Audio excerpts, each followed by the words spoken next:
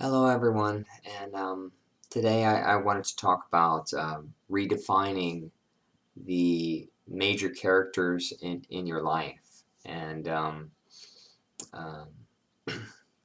the reason why I specifically wanted to talk about this was it just had to do with a personal story of myself. Is that At my work, I deal with, as many people do, my bosses, which I have a pretty good relationship with. But uh, that relationship can vary in uh, where they appreciate you at a certain point, and then at a certain point, it's very possible that they may not appreciate you for something. And um, of course, one view of them where they appreciate you, it feels good to yourself, and then the one where somebody doesn't approve of you, it doesn't feel so good. And that view, you really have no control over. I mean, you're out of control of whether or not they are going to approve of you. And I um, I came to the conclusion long ago that I was not going to demand that other people be different than who they are. So I don't personally make a demand that um, people be different. And I've had a lot of success for the most part um, getting along with people through that um, philosophy. Um, what I wasn't prepared for recently was that I would still encounter um, certain behavioral patterns from other people where they still may not or view me in a way that's really more about themselves than really about me. And I do understand that some of the criticisms, they're really directed towards themselves. And in that way, I do feel empathy for them. Um, but it still, in a sense, doesn't feel good. And there was this addictive pattern that I could sense in my own thought patterns that kept wanting to bring up that character into my consciousness. And I tried my best to not think about that. I would try to be very present but the pattern just kept coming and just coming. And from what I understand, it was needing some form of redefining that person for myself. And it finally occurred to me very recently. I think it was yesterday that the thought occurred to me that um, there are basically two dynamics that are going on. And the most dominant and prevalent and most important dynamic is, of course, the interior, the thoughts and the definitions that we have of other people, which are what define our actions towards somebody. So if we view somebody as let's say, for example, let me rephrase. Let's say, for example, a person comes to you and is very aggressive and they're very agitated. That's not who they are. That's who they are being at this time, but that's not who they are. And what happens is a lot of times when that person comes out and is very aggressive, they're coming from an ego stance. They really can't help it. There is a behavioral pattern. There's really no person there, and I'll explain that in a minute why there is none. But there's no person there, and they're trying to attack the unconscious in you. And if that does take over, then there'll be a reaction coming back, and this reaction mechanism happens and it feeds itself and it sustains itself. But it's a reaction. It's a behavioral pattern. It's not the actual core of the person. If you understand that however you can view this person if you can view this person in a loving way, that's really who they are. And the reason why I'll explain that's who they are, the true person of who they are, whether they're being that person very often or not, it doesn't matter. That's who they are. The reason why I say that is because if you had a choice, and I'll define this in the most basic level that I can. If you had a choice on whether to experience pleasantness or unpleasantness, it's very simple. If you knew that there was a choice between pleasantness and unpleasantness, any person would always choose pleasantness.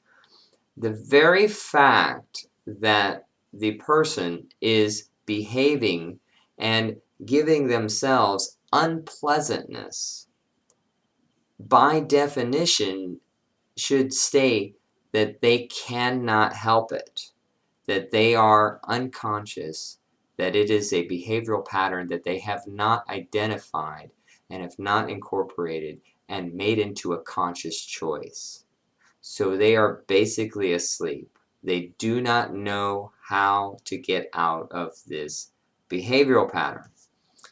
So the way that you can help that person is to recognize that that is a behavioral pattern. And then by that sheer recognition that it's a behavioral pattern, and to view them in your own consciousness as a loving person that's just been temporarily taken over by a behavioral pattern automatically takes you out of the reaction mode. In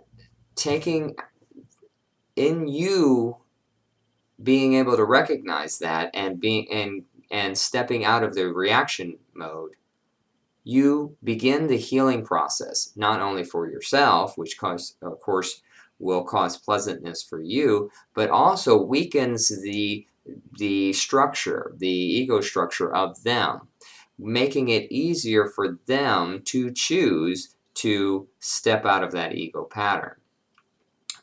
So really, you're not only helping yourself to experience pleasantness, but also helping them to escape the imprisonment of their own mind.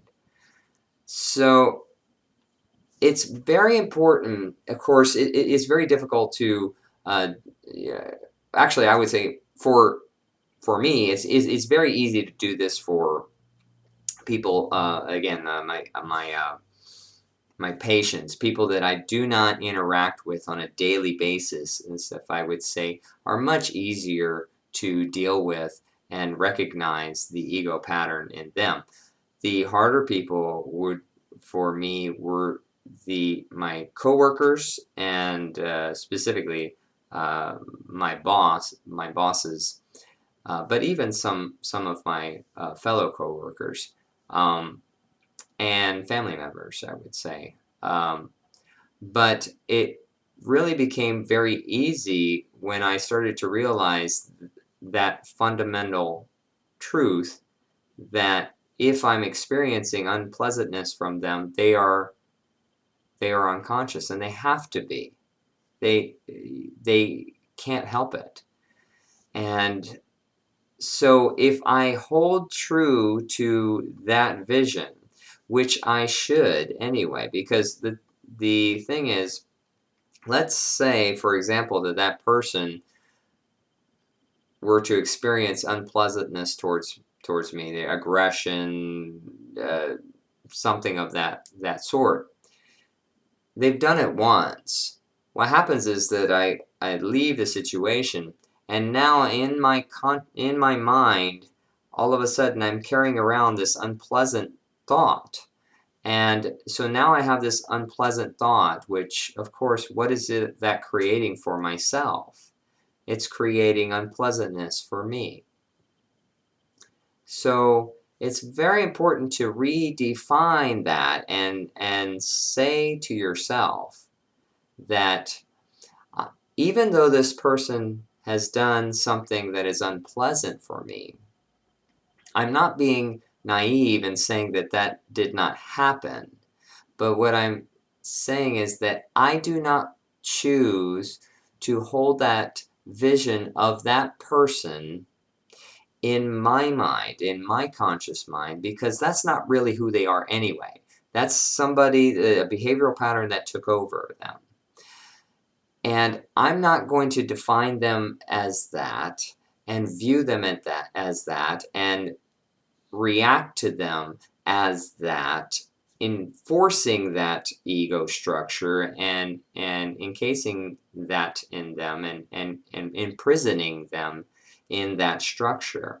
I am choosing to cause pleasantness for myself personally, first and foremost. So I choose to see them in a loving way.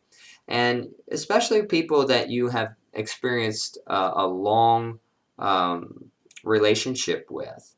It's not as if there is always unpleasantness there. There may be parts of experiences that you have had that were more caring, more loving, more friendly.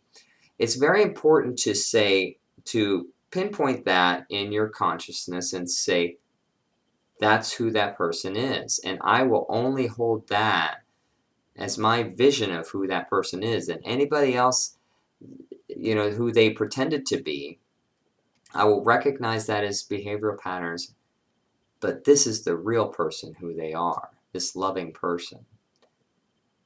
And I do that not only for them, but I do that for myself because I don't want to cause unpleasantness for myself because that doesn't help anybody. And so it was a profound realization that I had with that, and I just wanted to share it because I think it is very important to recognize that and to create that as a dominant force in your own consciousness so that way your relationships with people, not just, again, your casual interactions, but also the major characters that are playing in your own life situation, your own life experience, to hold that as a dominant force in your consciousness so that you can have loving relationships in your life, no matter what is going on. And I can tell you with complete